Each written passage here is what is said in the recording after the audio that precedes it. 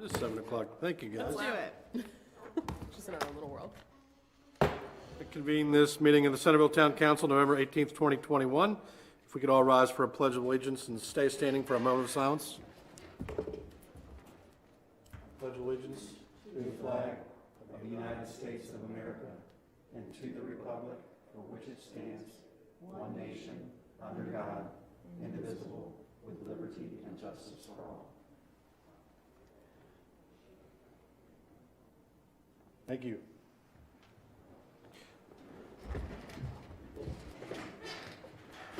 We will start with a review of the minutes from November 4th, 2021. Does anybody have any edits or changes to this, or do we have a motion to adopt? I move we approve the minutes as presented. Second. Motion and second. All those in favor, say aye. Aye. Thank you. We've got a couple of closed session statements to work through here from November 4th. We'll start there. The Town Council met in closed session on Thursday, November 4th, 2021 at 7:40 p.m. at the Liberty Building, 107 North Liberty Street, second floor meeting room to discuss personnel in accordance with the Maryland Open Meetings Act. 5 members of the Town Council voted to close the session. The authority to close the session is found in Section 3-305 of the General Provisions article. The Town Council discussed the following topics: personnel, to discuss performance of employees and a personnel matter that affects one or more individuals. There were no actions taken. Following members and staff were present: Stephen K. Klein, President; Jeffrey D. Keel, Vice President; Shelby C. Anania; Eric B. Johnson, Jr., and Ashley H. Kaiser, members; Steve Walls, Town Manager; Charles Chip Kugel, Interim Town Manager; and Sharon Van Emberg, Town Attorney. The meeting adjourned at 8:30 p.m. The Town Council met in closed session on Thursday, November 18th, 2021 at 6:30 p.m. at the Liberty Building, 107 North Liberty Street, second floor meeting room to discuss land acquisition in accordance with the Maryland Open Meetings Act. 4 members of the Town Council voted to close the session. The authority to close the session is found in Section 3-305 of the General Provisions article. The Town Council discussed the following topics: land acquisition. We discussed the potential acquisition of land. No actions were taken. The following members and staff were present: Stephen K. Klein, President; Shelby C. Anania; Eric B. Johnson, Jr., and Ashley H. Kaiser, members; Steve Walls, Town Manager; Charles Chip Kugel, Interim Town Manager; and Sharon Van Emberg, Town Attorney. The meeting adjourned at 6:52 p.m.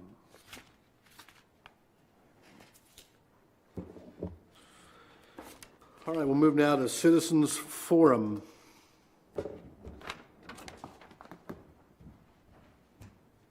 you. Citizens are requested to keep their comments to 3 minutes. Please come on up and state your name and address. Start with Pat. Steve, did you want me to read the Oh, I'm thing? sorry. Sure. That's okay. Yep. Welcome to this meeting of the Centreville Town Council. This is a public meeting and we welcome your participation. By attending, you acknowledge that this session is recorded and aired live on QACTV 7. During the meeting, we ask that you turn your cell phones off and hold personal conversations outside the meeting room. The scheduled agenda is available on the information table just outside. Public comment will be limited to 3 minutes per person. The Town Council respects and appreciates your desire and right to convey your message freely, and in keeping with the dignity of proceedings, we ask that all views be expressed in a respectful and civil manner. Comments longer than 3 minutes should be submitted in writing. If questions are a part of your comments, we'll refer those to the appropriate individual. Thank you. We will start with Pat Fox, who signed up.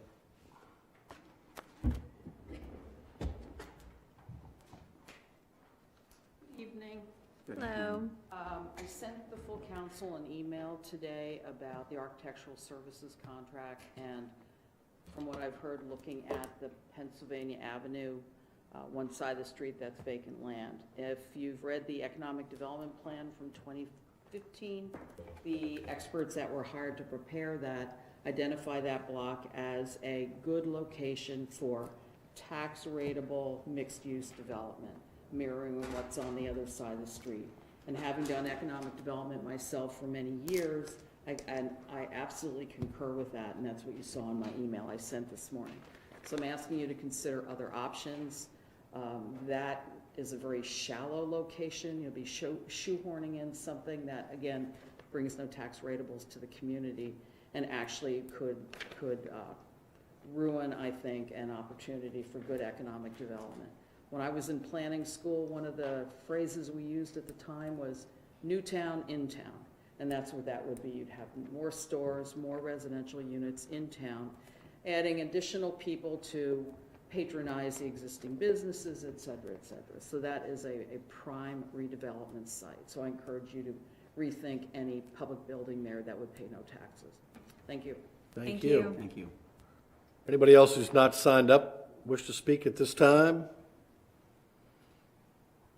Let the record reflect that nobody volunteered. We'll move to appearances. Carol from a Centreville Day update.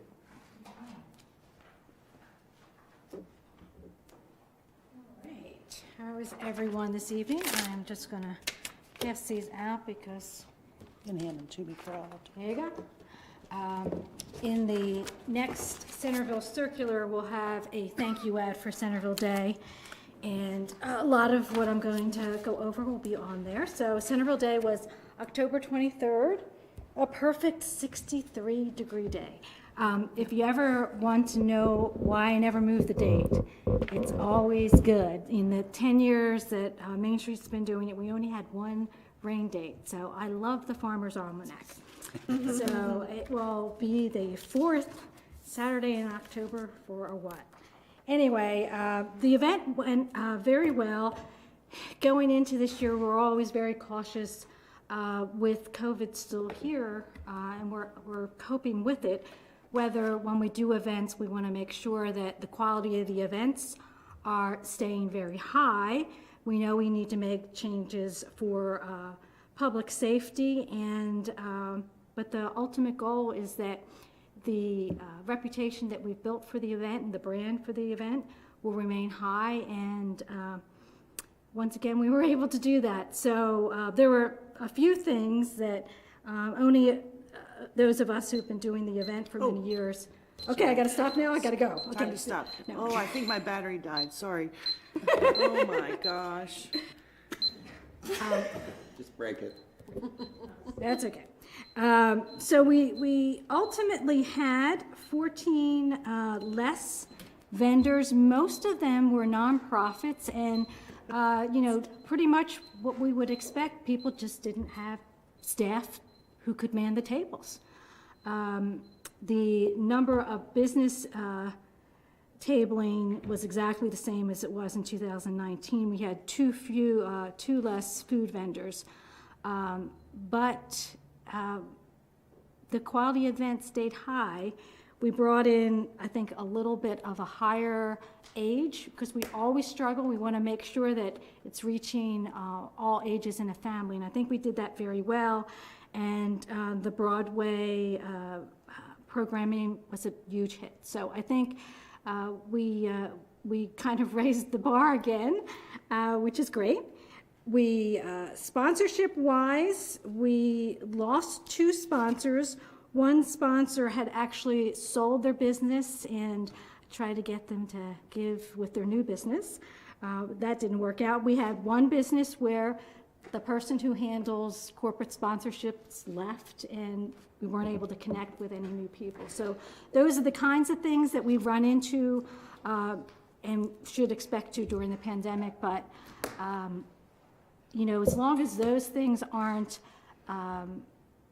something that ultimately will manifest in the brand and how the event executes, it's really something that we can adjust. As you see, we have a great list of volunteers. It's a huge event to execute, and the fact that we're able to do it with that few people says a lot. We ran out of pumpkins in the 2 o'clock hour.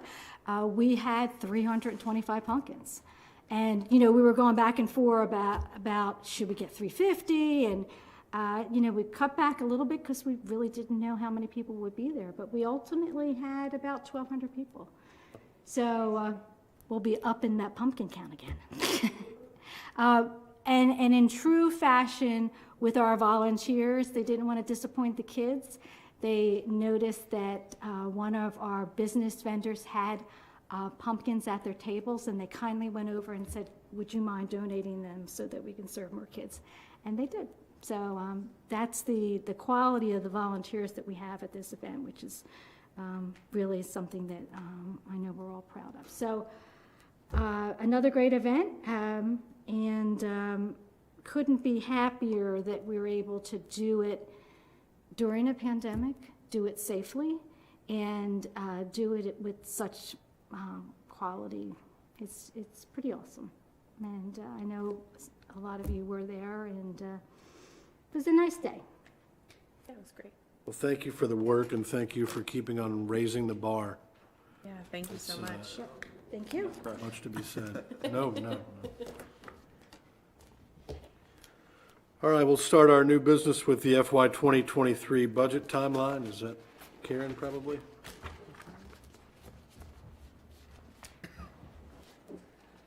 I feel really short. The audit update is the next thing, if you want to cover. Just staying. Yeah. All right, so the first sheet you'll have is the budget timeline. We try to capture this so it makes the process for everybody easier. The department heads and town manager and I usually start the process in December, so we'll be ramping that up shortly. We'll start to receive the constant yield rate from the Maryland Department of Assessments. March, usually we get the tax differential information from the county, so I'm sure that'll be a nice topic again this year. And then the budget is presented to you guys March 17th, and then hopefully that night we can continue into our first work session meeting. And we've scheduled 1, 2, 3, 4 plus that night. If more is needed, we can add days in. If you'll kind of just over the next couple weeks check your schedules and see if any of these dates don't work for you, and we can adjust as needed. And that's it, unless you guys had any questions on it. We'll present, Ashley and Eric, we usually create binders for each of you. And at every work session, we'll give you new paperwork. So your binder will be like this at the end.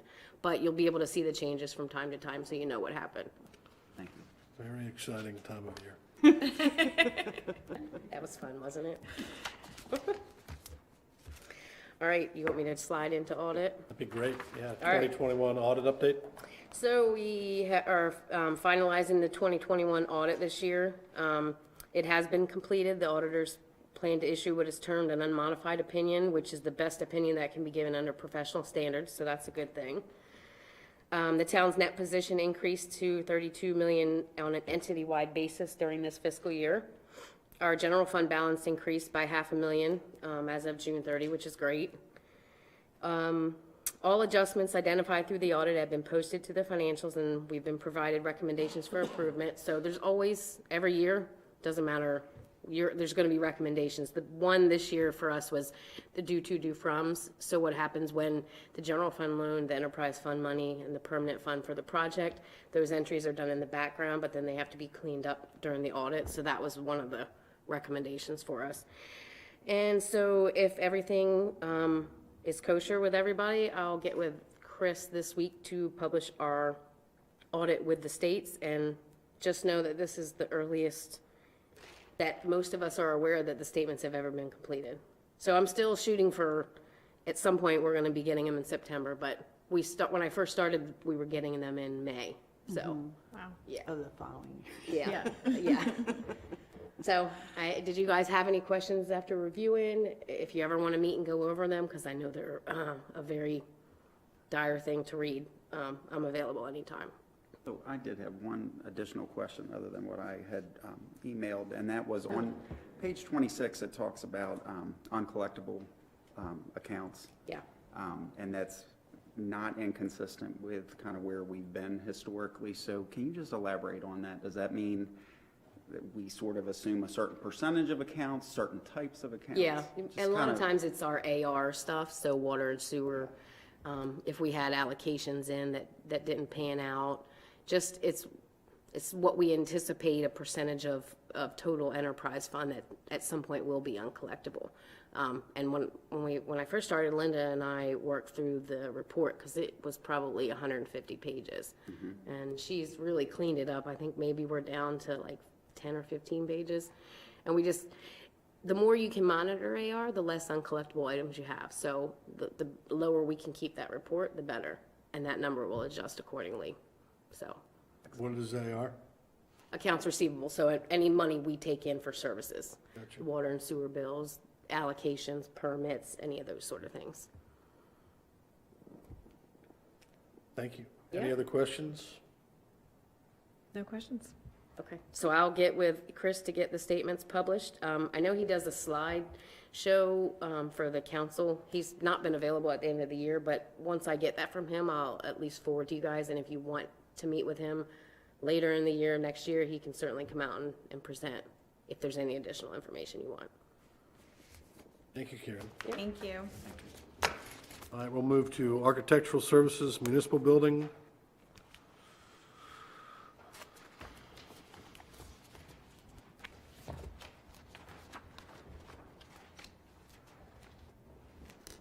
Good evening. Hello.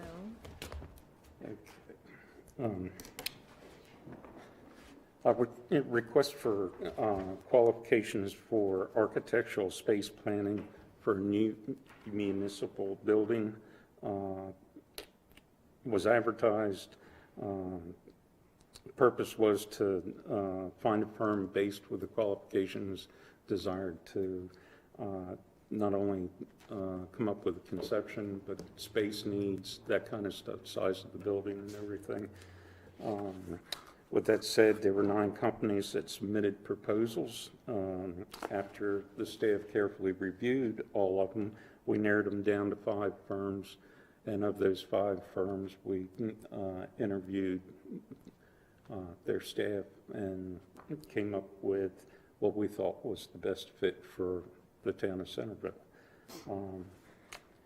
Initially, in the 2021 budget, or 2022 budget, was $60,000 approved for this purpose. But since then, the scope of the work has changed.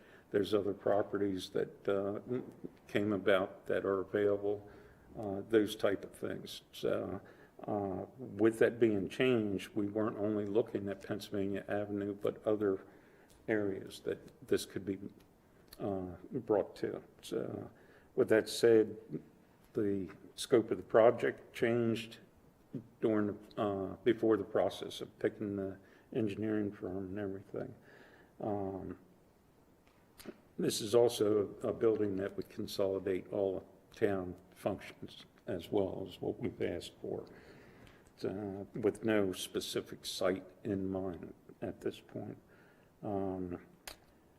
That is one of the things that the potential candidates would be looking for, is possible sites to give us a variety of places to look at around the town.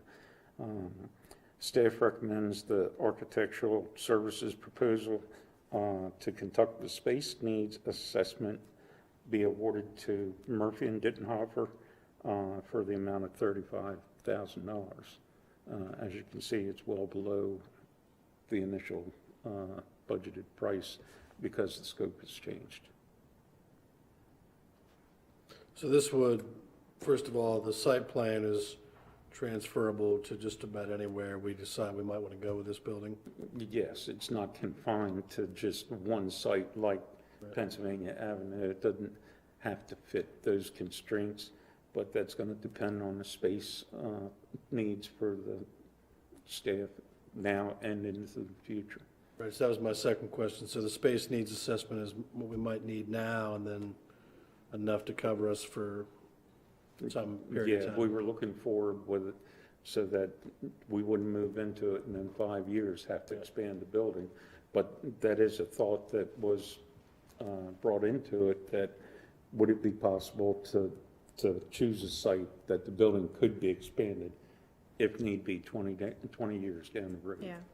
We initially, among the staff, we were looking for projection for at least a 30-year horizon. would this include cost estimates for the building, or is that, it would? Yes, to a point. You know, they can put a cost estimate on a square foot basis, but until you actually nail down a specific site, then the price would become closer to a reality then. Any other questions? We have a motion, we can, I just have a comment for clarification, just for folks that are here with us and dialing in from home. I know our community feels very strongly about what we spend our money on, what we spend their money on, and I know we all understand that that's not unique to this municipality.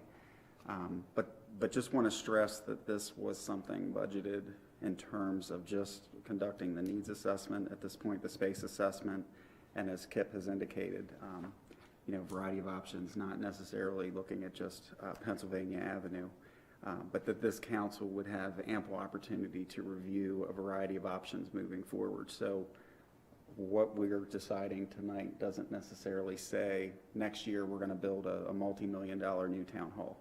Exactly. I think we all know at some point, whenever that is, there is going to be a new facility, and that just makes sense. But this was a project that was already budgeted to do the space assessment. I just think that that's worth clarifying. So thank you for indulging that. no problem. I have no questions, but I would make a motion to approve Murphy and Dittenhofer Incorporated for architectural services to conduct a space needs assessment in the amount of $35,000. Second? All right, motion is second. Any discussion?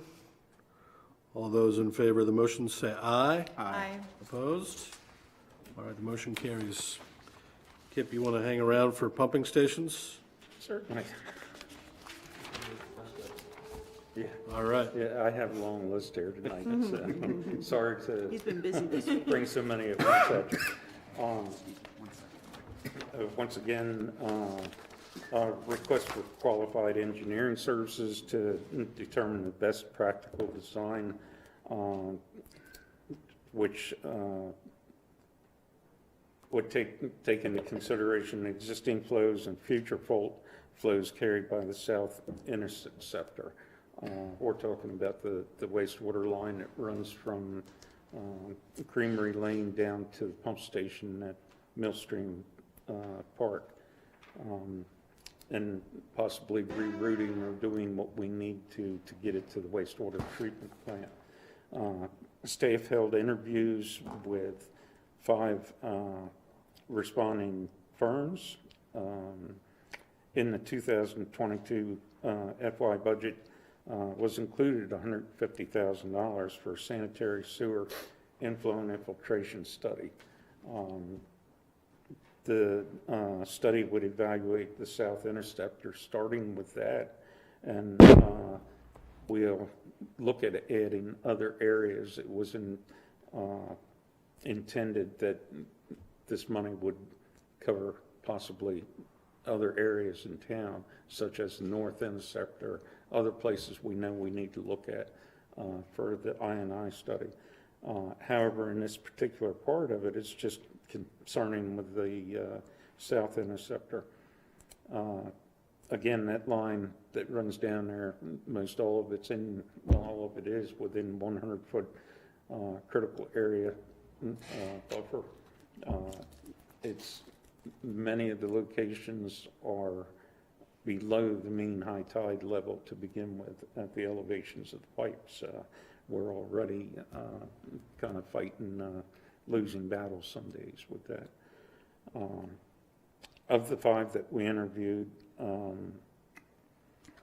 we settled down with Davison, Bowen, and Friedel, and the staff recommends to have them evaluate the south pumping station. They'll come forth with different options to look at, whether it's relocation, reconstruction, that type of thing, and the areas that we could do it at. But it starts with the I&I study. The price is in the amount of $35,000. And I also, Jason Moore is here tonight and able to speak. He's with Davis, Bowden, and Friedel They're a good firm to work with and knowledgeable. So if you have any questions, or Jason would like to introduce himself, or whatever, he's here.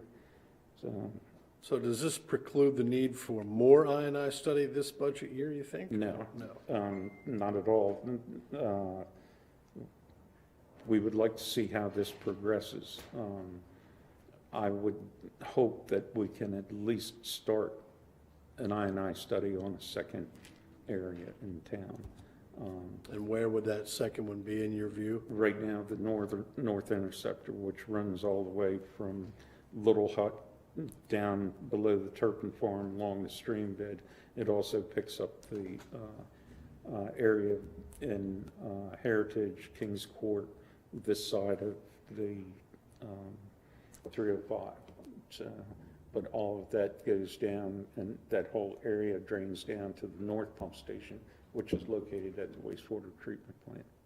I guess my only question, Kip, would be the same I asked during the budget debate, which is if we are, you guys are confident that this is a problem, would the $35,000 be better spent starting to tackle the problem with the pumping station and that work? Or is this, fully required or strictly required? I think for smart money, the best place to start is with these interceptors, because that's where the I&I is getting to the pump station from. The pump station is not overloaded. It's working close to capacity, though. The problem is that interceptor line has created problems for us ever since I've been here. With it being in the area it's very difficult to get equipment to. And when you do get equipment to it, it's wet areas to begin with. So it happens to be the Millstream Trail that it follows. So now we have a nice paved Millstream Trail. We don't want to drive on the pavement to do any kind of maintenance or emergency work. And when we do have to go, and we try and stay off the paved area where we can, it's always wet, and we're always going back and having to repair the grass, whatever it is that we're driving over in that area. So follow-on question would be, just knowing what you know to be true today, is the $150,000 that's budgeted overall for I&I, do you think sufficient for the remainder of the school year? Yes, for the I&I study portion of it, I think we can get through this portion of the study for this, depending on what we find with this and where we go, because there is also money budgeted for looking at, whether we put a new pump station in someplace to, or even if we put several smaller pump stations in, we've got money budgeted to move forward with that under a different line. So the thought process is get this I&I study, look at the options that we have, choose the best bang for the buck, and present it to you.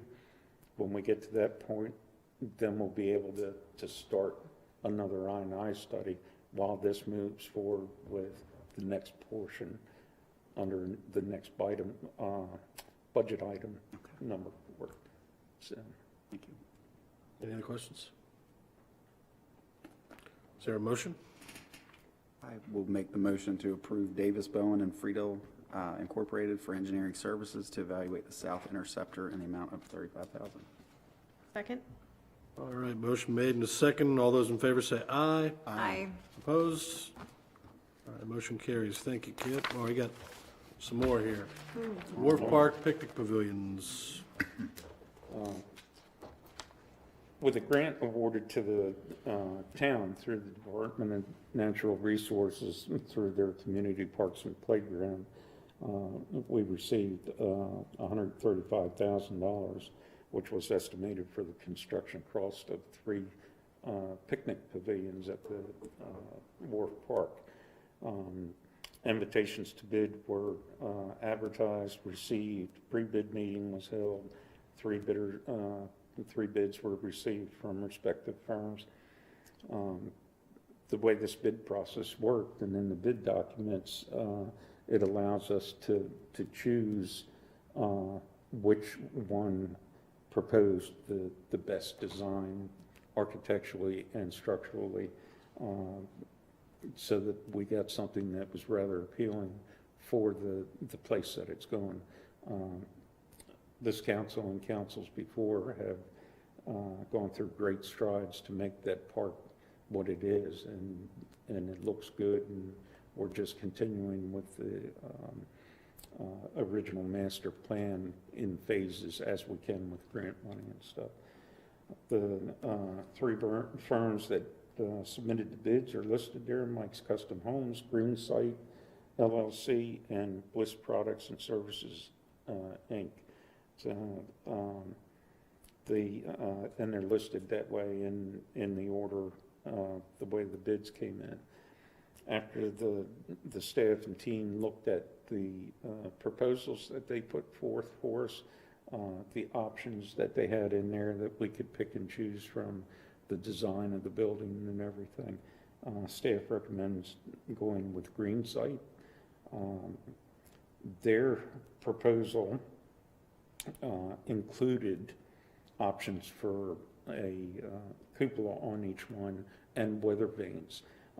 These were an added cost above the cost of the actual pavilions, and that's presented there in the memo. As it works out, the bid from Mike's Custom Home, and staff recommends, as well as the park board, that we move forward with awarding the bid to Green Sites for the construction of 3 pavilions with cupolas and weather vanes for $129,300. And we're, as far as the park pavilions go, that puts us pretty close to our grant amount for it. So we're still under the allotted money in the grant for these 3. So these are not taxpayer dollars, not Centreville Not tax. Centreville, not, yes, they're not being paid for all through Centreville. It's being paid through the community parks and playgrounds portion of natural resources. Because in the memo about the Parks Board, because this information was shared with the members of the Park Board so they could see the various designs and give us some feedback. Do you know, once we choose the company, when do we need to make who makes the final decisions about, the weather vanes and coloring and things like that? We've kind of talked it amongst ourselves, as well as the park board has put some input into it. Just a second. Are you talking about the weather vanes? Yeah, no, I don't think we have the, Mike mentioned the weather vanes today. I think the roofs are, the Parks Board blue, and then there's gonna be 3 different weather vanes, a blue heron, a sailboat, and a boat, I believe is what it is. yeah. Going in with the theme of the The Wharf water- Park With and the right, playground. that was what was asked, to stay with the theme of the Wharf Park and the water and everything. I think because some of the feedback we received from the Park Board, there were some varying preferences on what was going to be on the cupolas. So, we're probably going to be getting back to the Parks Board and say, we can maybe, because there's 3, we can have 3 different designs. So kind of incorporate what everybody's input was. And now, this is only for the park pavilions constructed on site on the concrete pad, prepared to receive electric and water and everything. There is more grant money, so I'll be coming before you again for the furnishings for whether the picnic tables, grills. We've already gotten the trash cans through part of the grant as well. So you'll see me again. Since you mentioned it, for clarification, the incorporation of electric access overhead lighting is not part of this package, or is? No, it's not. But it would, It's set up to receive that. It's all set up to receive it. In other words, it'll have conduit put in the concrete pad and brought up to the building where the electrician will hook on the inside to run it through the pavilion and hook on the outside to run it to where we have electric panels already in place. And do we already have the grant money to fund all of that? Mhm. Okay. Good to know. Yeah, the overall grant was 157,773. Okay, that's what I thought. And then we budgeted 135 for the pavilions. So the 157,773 includes the picnic tables, the grills, the trash cans, and the electric that goes to all three pavilions. Perfect. And I have to thank Carolyn and Mike Whitehill. Carolyn always does the grant applications and does an excellent job. She's gotten the people of the town of Centreville many dollars worth of grants for that part, so. Here, here. And she knows exactly what the grant total is to the nickel. Well, really only because we went over it yesterday. So that's why I remembered it. Yeah, she's very good with it, so. Is there a motion to accept the bid? Yeah, I make a motion to approve the contract awarded to Greenside LLC for the construction of 3 pavilions with cupolas and weather vanes at a price not to exceed $129,300. All right, Did motion you, and, Ashley, okay, sorry, I didn't hear. all those in favor say aye. Aye. Opposed? All right, emergency generator installations. Okay. As you may recall, some of you were on council last year. In the FY21 budget, we had money budgeted for this project, and we actually tried to get it finished in FY21. What happened, we had ordered the generators in April, and due to the whole backlog of everything with COVID and the way that it worked, the generators didn't come in time, so we asked to encumber those funds and move them forward to FY22. One of these generators is for the DPW shop, the other one is for the Northbrook Water Treatment Plant. Neither of these places have ever had generators before. With this, as I said, the generators have been ordered. We just received the one for the Department of Public Works shop 2 weeks ago. Now the one for the water treatment plant is scheduled at this time for around December 15th to be delivered. With that being said, we put out a request for bids to electricians to actually wire the generators into the services at each location. Their bids were advertised. Mandatory pre-bid meeting was held, and 3 bids were received from qualified bidders. It's, Billboro Electric Incorporated, Barnes Electric, and Urban Trenches LLC were the 3 that bid on it. As you can see, we had it broke down into bids for the DPW generator and for the water treatment plant. Those monies are actually coming out of the 2 different funds, the general fund and the enterprise fund, so that's why it's separated out like that. The water treatment plant is a larger generator than the one is for the shop, and therefore you see the difference in the price and the equipment that's required for it. Staff recommends to award the bid to Barnes Electric for a total of $14,000 for the electrical installation for both generators at the DPW shop and the Northbrook Water Treatment Plant. As you can see, the electrical work for the DPW shop's $4,200, for the Northbrook Water Treatment Plant $10,700. Any questions? Yeah, so we're still under budget though, between the purchase and the install? Yep. And then why the dramatic difference between bids there though? I'm fascinated that there was $17,000 between. To that point, I can't answer you Okay. because they, each company got the same bid package. Each company got the same submittals from the generators, which carries all the information that they needed between, what size wire to use to, they all attended the mandatory pre-bid meeting, those kind of things. So with that being said, I can't really answer why such a dramatic difference in it. But you're confident you're getting what you need with the one you're recommending? Well, if you award it, we'll guarantee you we get what we need because it was all on a contract basis and all the information was there.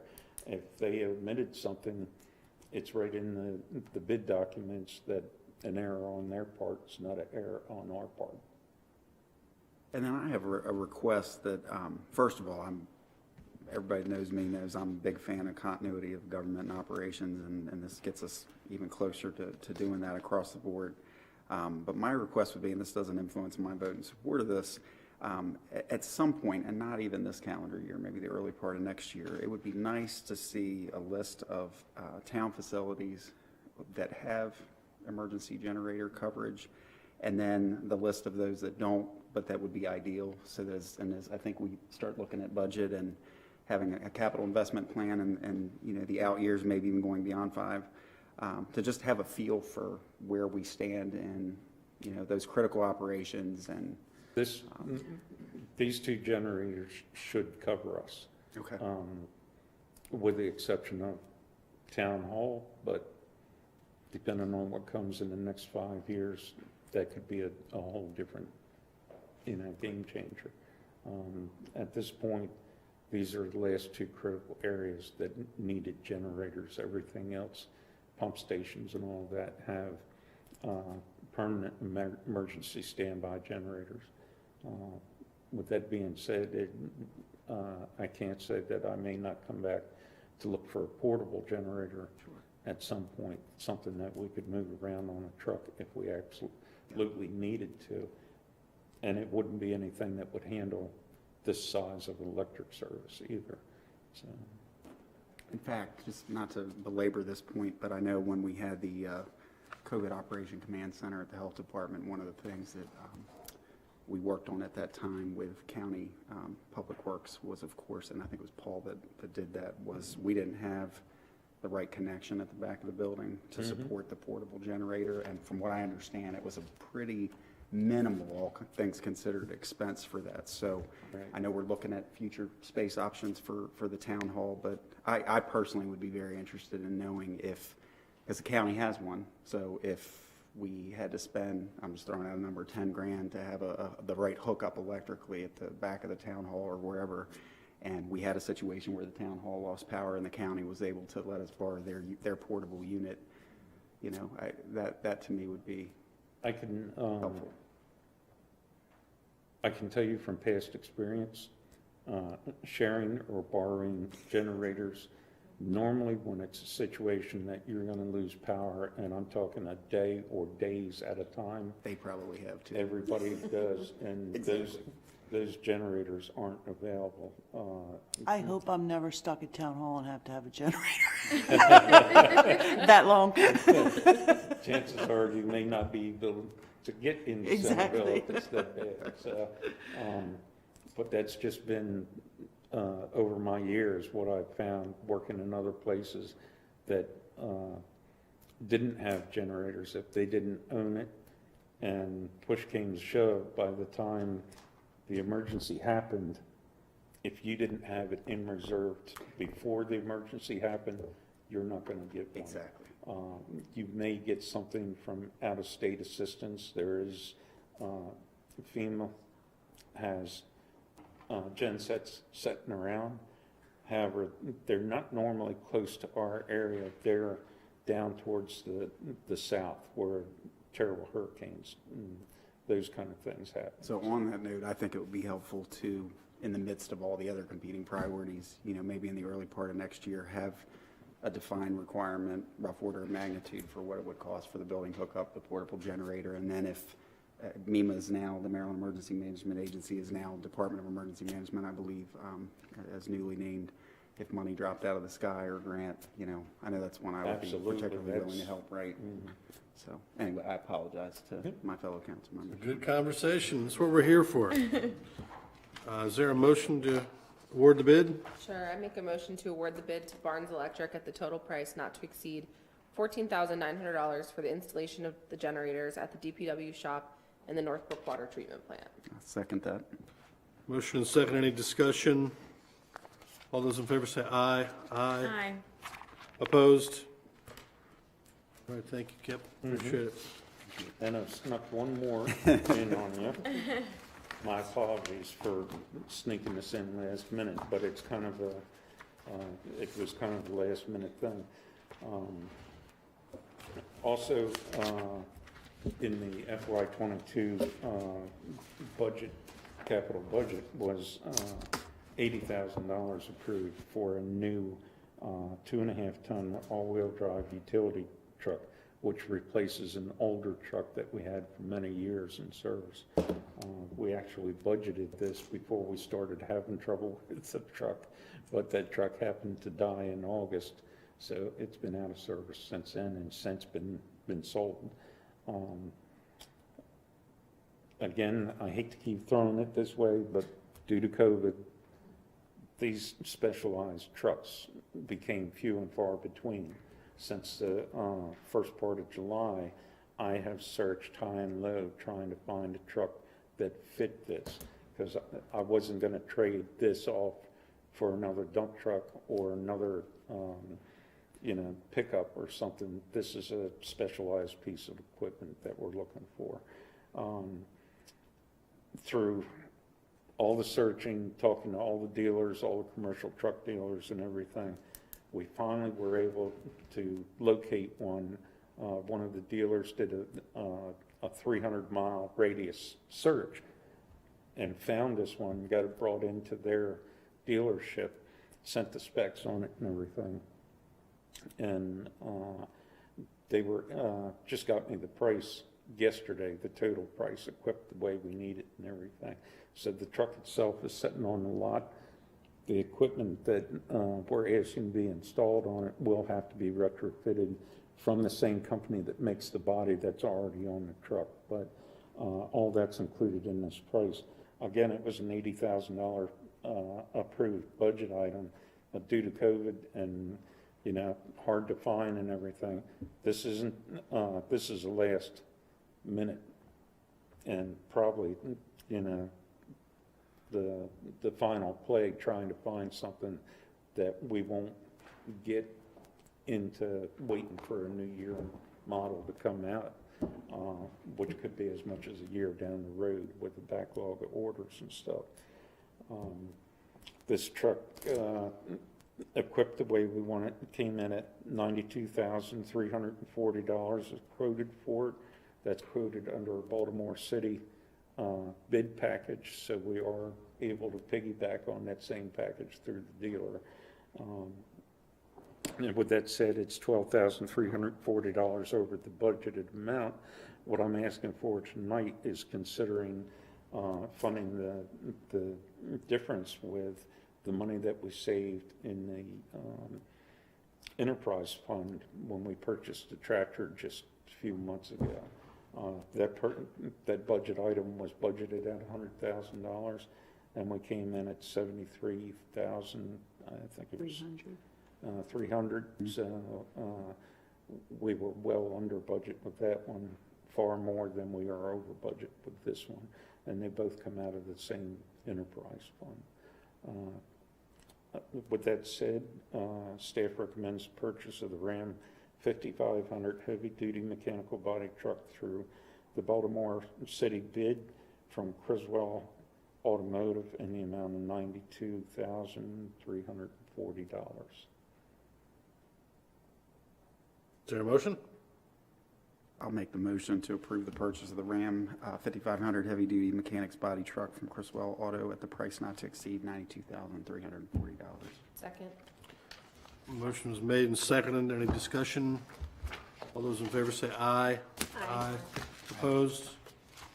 All right, thanks, Kip. Thank you very much. Thank And that's you. the last one I have. The other thing I can tell you, that we're expecting this truck to last us for a while. This isn't something that's in the normal truck rotation like the dump trucks and the ones that get beat pretty hard. it will get used, I can guarantee you that. But the other thing, the gentleman we have working for us that will be using this truck is very, very particular about his equipment. Good to know. But not so particular that he's willing to drive a Dodge, so. I was thinking the same thing, Steve. Yeah, Thank you. different strokes for different folks, you know? Power strokes. There you go. Thank you very much. Thanks, Kip. All right, we'll move to correspondence, which I'm not sure we have any. All right, thank you. Reports of boards and commissions, Maryland Municipal League. No report, but I will be talking to them about their legislative agenda for next year and reporting back to the council at our next meeting. Councilmember Keel is not here, so we'll skip Council of Governments, move to the Park Advisory Board. I just want to remind everyone that on Sunday, November 28th at noon, we're looking for volunteers to gather at the town square to decorate for Christmas. It's stringing lights all up and down. And everyone is welcome, and, you know, we could use the help, so please come out. When is that again? That is Sunday, November 28th at noon. On the town square. Yes. Awesome. Economic Development? So I have a written report that I emailed, and then because that email was sent just prior to the meeting, I did pass out copies. There were a couple on the table out there for those in the audience. This was just a quick summary of a really awesome opportunity that a few of us were able to take advantage of. So along with myself, our two town managers and our economic development manager, Paige Tillman, were able to attend an event that Debbie Wells from the HOA at Symphony Village was able to help organize on Monday, the 8th of November. And basically, we just did a white paper exercise with those community members. We had about 12 that attended, and we just kind of scratched the surface, took advantage of some folks that really wanted to give feedback now on what looks good, what looks bad, you know, how do we get there in terms of the things that they thought looked good that we might want to pursue. And what I would just draw your attention to is the idea that in terms of what looks good that was identified, so many of the things on here, the majority of these things are things that we are already doing. So what I found to be very heartening was the idea that there weren't a whole lot of ideas that were thrown out that were so far beyond the realm of possibility. So a lot of sustains, if you will. You know, these are things that we think look good that we should continue to do. Not surprisingly, the push that we, you know, continue to pursue more events downtown, look at funding, grant funding. You know, we continue to get feedback about communication. So the push for, you know, a good website. That's not to say that I think we have a bad website, but I think everything can be improved, and that's something that I'm going to be following back up on with the council. There is a company that our county sheriff has been utilizing to kind of integrate all of his social media, and so for those that have used the county sheriff's various sites, social media, if you're impressed with that, that's something I think it's worth looking at. I'm going to be exploring at least a demonstration of that, and if you have not had a chance to look at that, please check it out. In terms of what looks bad, not surprisingly, some of the eyesores that we as a council up here continue to be aware of and notice as we come in and out of town. Wanting to get beyond the let's not change anything attitude, that's just where we got to go. One of the things that I thought was great that Chip noted was the idea when we had comments about the cemetery when it's not mowed or the appearances that it's not kept up, is that we are one of only 6 municipally owned cemeteries in the state. So definitely an opportunity to kind of look at that. And then really when we think about, you know, our how do we get there, one of the things that I thought was such a great idea was to launch a pride campaign. In fact, I think, Joe, were you the one that said that? Mr. Joe Brown, who's here with us, that was, I think, his suggestion. And so that's something that I would like to move on pretty quick, is to really, you know, instigate a privately organized and potentially privately funded vehicle through which, you know, we could start to target some opportunities across the town and work hand in hand with our community members that may be involved in some of these properties or affected areas that could use some sprucing up. That all said, my vision is to, since we did one at Symphony Village, is to, over the next maybe 6 to 8 weeks, have one with folks in Northbrook, maybe one in the central part of town, integrate all of this information. And then as I continue to work with this council, of course, and the town staff, but in particular our Economic Development Manager, Paige, just to kind of get a trajectory on where we want to go and where we want to be with economic development moving forward. And as that sort of marries up with our comprehensive plan and all the other documents that are in motion. So this is more just informational this evening, but not anything so earth-shatteringly outside the realm of possibility. So I submit that for your viewing pleasure. Thank you. The Planning Commission met just last night. They had a work session related to the ongoing refresh of this, the Centreville Community Plan, which is a 10-year comprehensive plan. It is, for good or ill, kind of wedded to the county process, which is ongoing as well. I would encourage, every member of the council to look at their copy of this and understand that this guides development decisions for the next decade and beyond. And currently, it includes what I would consider a expansive, this is not a scale that's helpful for anybody on TV or here in the room, but a scale of development and growth that is shocking to me, at least, on that, and I think would be shocking to the vast majority of the town citizens, at least the ones I talked to when I campaigned for this job. So I would just encourage folks, without passing any judgment on that, to look at that, because this is going to have the imprimatur of this council on it, and this is going to have the town seal on it. So I encourage people to engage. The county is going through the exact same process through, they have a comment period on their draft that ends December the 13th. I would very much encourage the council, and I'm happy to draft something up. So at the intersection of 213 and 301, which is just south of Symphony Village, the county has identified that as commercial and light industrial. And those areas, so it's the four corners of that intersection, are currently included in the county's commercial and industrial, but they're not included in the town's growth area. So if anything happens there, it would have to happen on county septic, and it would be outside of the tax rolls of the town. And I think the town should, the council, should send a letter to the county planning commission, the county commissioners, whomever we need to send it to say, if you're going to allow development to happen at this intersection, it needs to be annexed into the town, period. And we would reserve the right to do that or not do that. Right. But it gives us the right of refusal to say, we don't want growth there, or we do, and if we do get it, it's going to be on the tax rolls of the town. So, general consensus to do something like that? Yeah, I think we Yeah. should. Perfect. Awesome. That's Planning Commission. Thank you. I'll draft something up. That's great. All right, we'll move to reports of department heads. Town manager? It's regarding the Whedon Street rehabilitation. The contractor has started removing the concrete curb and sidewalk on one side, and have actually installed some new concrete curb on that same side. So it's Looking good. along. Have worked on several development projects that have been out there looming and working their way towards future planning commission deliberations, and also have worked with the staff on just some various capital projects and some of the things that Kit brought to the table tonight. That's it. Thank you. Thank Chief. you. In your package, you'll find the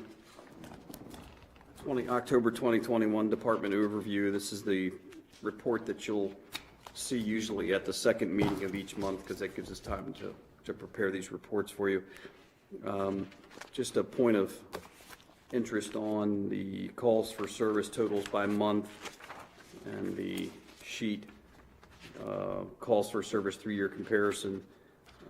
We did not have a homicide in October. That should have been coded as a summons service. So we've corrected that in the system. What happens is dispatch actually enters these codes for these calls for service, and so just a matter of human error on data entry there. So, but they have been corrected to reflect the right incident. It just takes a little time for the system update. We are fully operational now on our Power DMS system, which is something that's new to the department.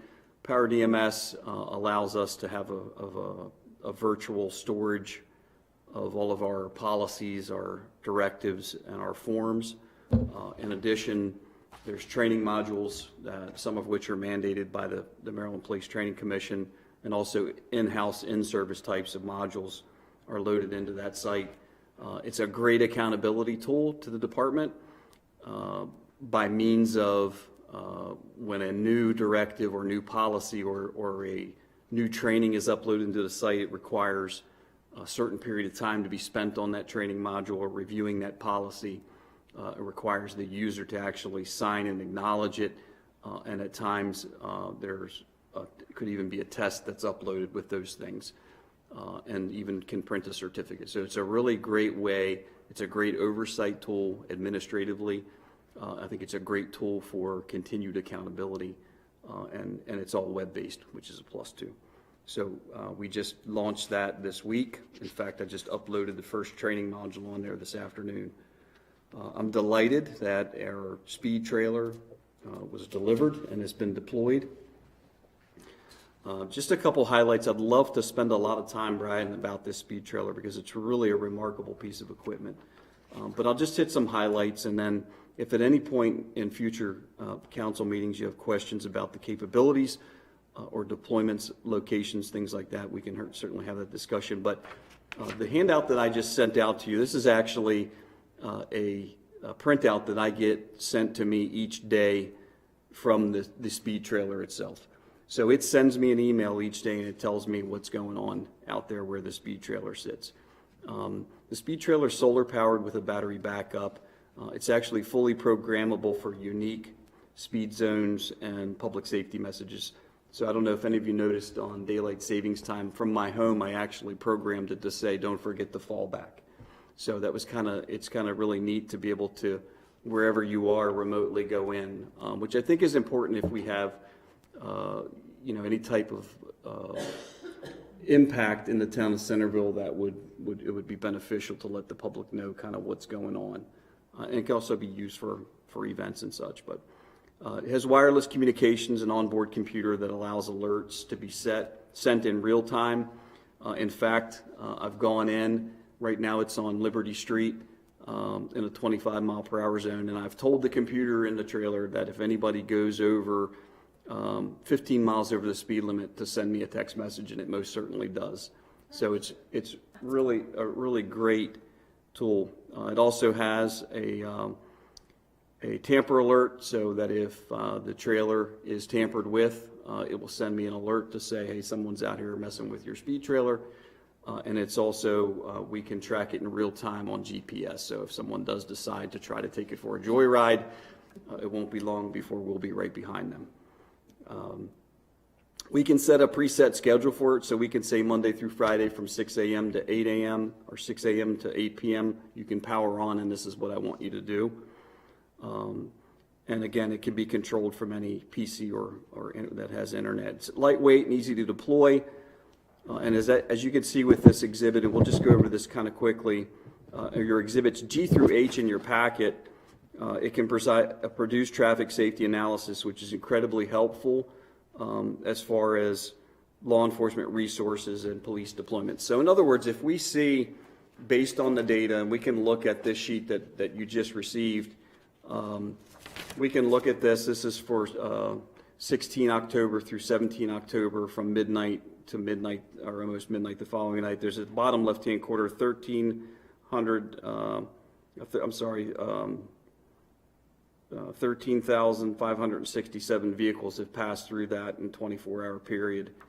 There were 12 that out of that amount that traveled over 10 miles of the speed limit. The maximum speed, as you can see, this has actually been the maximum speed that we've seen on this trailer so far, was 50 miles an hour. So 50 in a 25 zone. The average speed coming through of those 13,000 vehicles was 24.8 miles per hour. So that's the average speed. Which is very interesting is if you'll notice on the top right-hand corner, there's an 85% speed. And what that means is 85% of vehicle speeds were actually 28.1 miles per hour. And then the sign effectiveness, I think that's a really great statistic. It shows that 45.7% of vehicles, of those 13,000 vehicles, actually reacted to the speed sign itself, the speed trailer itself. So it initially picked up one speed and it showed an effective decrease in speed and captured those statistics for us as well. So I could go on and on because I'm a big analysis and data kind of guy. But I think that there's an incredible amount of value that we're going to get with this. When citizens call me and say, hey, we've got a problem here with some unsafe traffic habits, we can deploy this resource and I can get a daily printout of what's going on. And if we see a problem, obviously, then at that point is when we can actually put some folks behind the wheel of a car and take some enforcement action. So I'd be happy to answer any questions that you have about our review or the trailer or anything else. You mentioned joyriding. When do we get to joyriding in the Hummer? In the Humvee, we're in the process now. We want to provide a comfortable ride. So we're in the process now of getting a few quotes to maybe try to get some fresh paint on it and get it cleaned up a little bit. But we've as you know, Councilman, we've given it a little bit of exercise since we've had it. It's a remarkable machine. We're looking forward to using that. Excellent. I still have my Humvee driver's license, so I am officially qualified to use that. I'll need to see a copy of that. But in all, We pay him to say that. data is excellent, and I think in this particular case especially, what a sobering reminder of the magnitude of traffic that flows through the town. 13,000. That was a number when I first saw that. I had to look at it twice because, the Wikipedia page for the town of Centreville says that during the day, the population swells to, 5,000 people. And you can see within a 24-hour, and that's a really telling number that 13,000 cars are traveling through this town each day. That's a testimony of just how well traversed this town is, and I don't think we've ever, short of maybe putting a traffic counter out, had a way of knowing how many cars pass through one roadway. It's one roadway, one-way street in this town. So it's really it gives me some good future talking points. Yeah. Amen. Any other questions? You good? Thank you. Thank you very much. Thank you. Sharon? Kip? Carolyn? Two quick things. Wednesday, December 1st will be the tree lighting ceremony out on the square.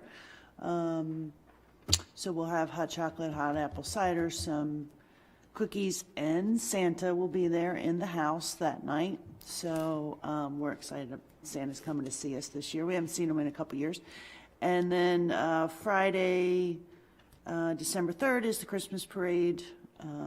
Right now we have about 60 applications that are in, which is a little low for us. But, it's okay. Typical. About 80 to 90, yeah.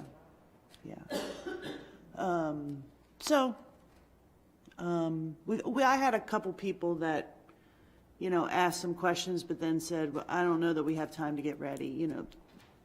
The participants who do the floats, they put so much work into the floats, and, they really take pride in what they're putting through the parade. So it'll still be a large parade. We have some applicants who, we have some new entries this year that have, who are car clubs or So they're allowed up to 5 vehicles, so we'll have those. And so, yeah, it's going to be a good parade. Awesome. Thank you. Second The tree lighting and the Christmas parade. Oh, okay.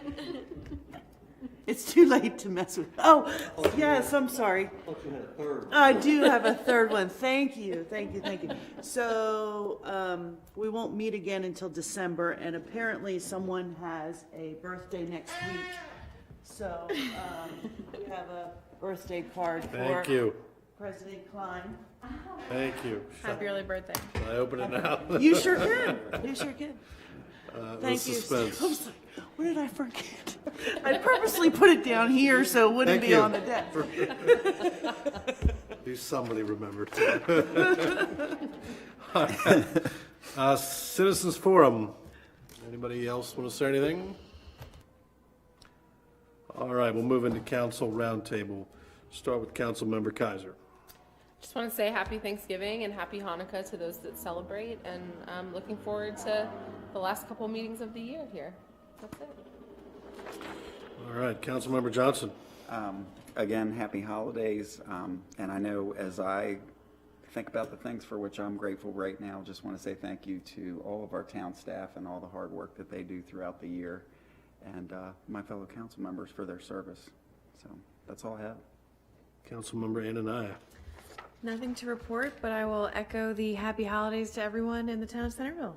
All right, I'll wrap up. Just want to thank Kip for his just really rapid work. We had a constituent who's been worried about a tree that's been leaning into his yard for a long time, and within a couple days of hearing from me, the tree is now down. It was record time, so thank you for that. And this morning, thanks to Carol D'Agostino and Councilmember Kaiser, we were able to have the grand opening for SRC Tag and Title. They're down in the Acme Shopping Center. A fantastic young businessman who's at Bowie State University 3 days a week and doing this. And it's just exactly what this town needs, I think. So please, if you have any tag and title needs, anything that would take you to the MVA, I can assure you that Mr. Colvin's shop is a better option than the MVA. So thank you, Carol and Councilmember Kaiser, for joining me for that. And with that, Oh, real quick. By all On that means, note, yeah, I know by all means. we're getting even later, but this is cool. So there's probably at least a handful of folks in the audience that know that we did have an MVA office that was at the back of Goodwill Fire Company in the late 80s.